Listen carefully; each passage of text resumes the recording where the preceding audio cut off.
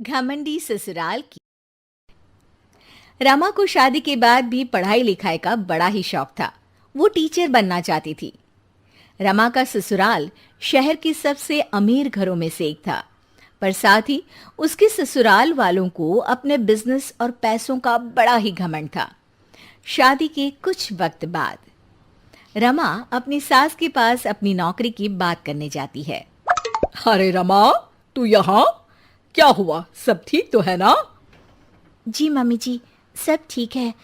Mummy जी, आपसे कुछ बात करनी थी। अरे रमा, अब तू बात करने को भी पूछेगी क्या? बोल पगली, जो भी बोलना है। मम्मी जी, अब तो शादी को काफ़ी समय भी हो गया है और घर में सभी काम के लिए नौकर लगे हैं। मैं सारा दिन घर पर बोर हो जाती हूँ मम्मी जी। मैं नौकरी करना चाहती हूँ। अरे, ये क्या बोल रही है तू? नौकरी? क्या कमी है तुझे रमा? तुझे पता नहीं, हमारा बिजनेस शहर का सबसे बड़ा बिजनेस है और तू नौकरी की बात कर रही है। लोग क्या सोचेंगे कि इतना बड़ा बिजनेस, इतना पैसा होने का भी क्या मतलब, जब घर की बहू को भी नौकरी करके खुद का खर्चा उठाना पड़ रहा है। नहीं रमा, तू बिल्कुल नौकरी नहीं करेगी। पर माँ जी, मैं टीचर बनना चाहती हूँ। पागल हो गई है बहू? इतने बड़े बिजनेसमैन की पत्नी और बहू टीचर? देख रमा, तुझे पैसे चाहिए तो मैं तुझे देती हूं, पर ये नौकरी की बात तू अपने दिमाग से निकाल दे। और जो सारा दिन वो किताबें पढ़ के तू अपना दिमाग खराब कर रही है ना, उसे भी दूर फेंक दे। मम्मी जी, पर समझिए तो। रमा, देख, अगर तुझे यही बात करनी है तो चली जा यहां से, वरना मैं आज तुझे राहुल से बोल के तेरे मायके वापस भिजवा दूंगी, फिर वहीं गरीबों की जिंदगी में सड़ना। रमा छोटा दिल करके वहां से चुपचाप अपने कमरे में वापस चली जाती है। कुछ वक्त बाद रमा का पति राहुल कमरे में आता है। अरे रमा, क्या हुआ? इतना शांत क्यों हो आज? क्या हुआ, मैडम को शॉपिंग पे जाना है क्या? नहीं जी, बस यूं ही। अरे बोलो भी रमा, तुम्हारा यूं शांत रहना मुझे अच्छा नहीं लगता। रमा पति के सामने नौकरी करने की बात रखते हुए कहती है, सुनिए ना, मैं नौकरी करना चाहती हूँ। मम्मी जी से इस बारे में बात हुई थी, लेकिन उन्होंने साफ इनकार कर दिया। इसलिए मैं आपकी सहमति चाहती हूँ। राहुल रमा की बात सुनकर जोरों से हंस पड़ता है।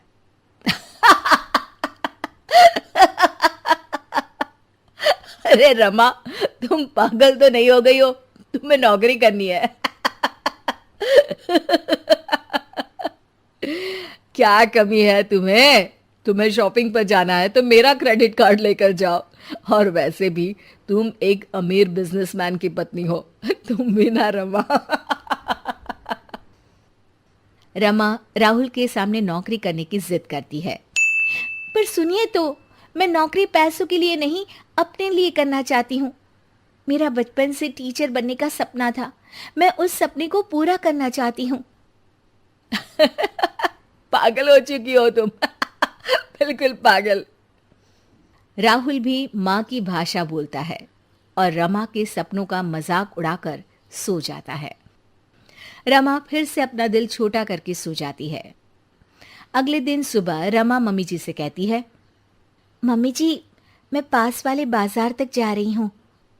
ठीक है बहू, पर शाम को जल्दी लौट आना। जी मम्मी जी। रमा सामान लेने मार्केट जाती है। तभी उसे रास्ते में एक पोस्टर दिखता है जिस पर लिखा होता है, टीचर की ज़रूरत है। रमा उसे देख बहुत खुश हो जाती है और बिना सोचे वहां चली जाती है। अब सुनिए, मैंने बाहर आपका पोस्टर दिखा, टीचर की ज़रूरत है, तो इसीलिए मैं अंदर चली आई। अरे मैडम, आप तो कोई बड़े परिवार से लगती हैं। हमारा तो बस एक छोटा सा एनजीओ है जिसके लिए हमें एक टीचर की ज़रूरत है जो कम पैसों में इन बच्चों को पढ़ा सके। अरे नहीं नहीं, मुझे पैसों की ज़रूरत नहीं है। मैं बस इन बच्चों को पढ़ाकर टीचर बनना चाहती हूँ।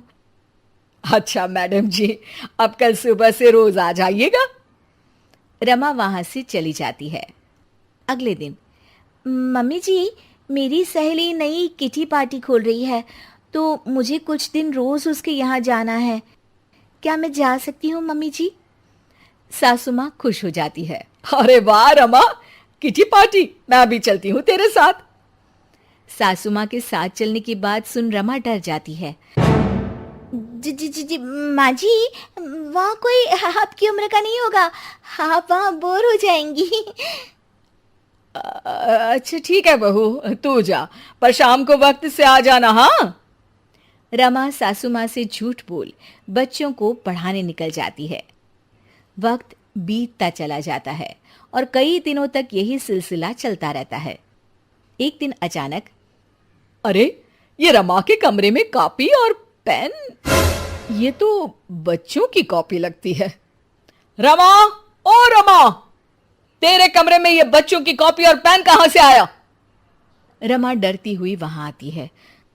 जी जी मम्मी जी, वो बुक ना शायद मेरी सहेली के बच्चों ने रख दी होगी, तभी आज बैग खोलते वक्त यहीं रह गई। सासू माँ रमा की बात सुन शक में आ जाती है। अगले दिन जब रमा घर से बच्चों को पढ़ाने निकलती है तो सासू माँ रमा का पीछा करती है। अचानक सासू माँ रमा को स्कूल में रंगे हाथों पकड़ लेती है। ओह माय गॉड, तो ये थी तेरी किटी पार्टी। मेरे तो करम ही फूट गए जो ऐसी बहू मिली।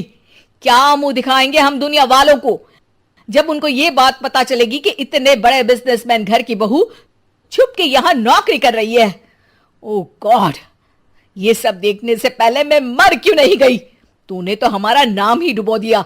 चल घर, अभी बताती हूं तुझे। सासू माँ गुस्से में रमा को घर ले ही जा रही होती है कि तभी वहां स्कूल का मैनेजर आ जाता है और रमा से कहता है, अब मैडम जी, आपका बहुत बहुत धन्यवाद। आज आपकी वजह से हमारे एनजीओ के बच्चों ने शहर में टॉप कर हमारे एनजीओ का नाम रोशन किया है। आपका शुक्रिया मैडम जी।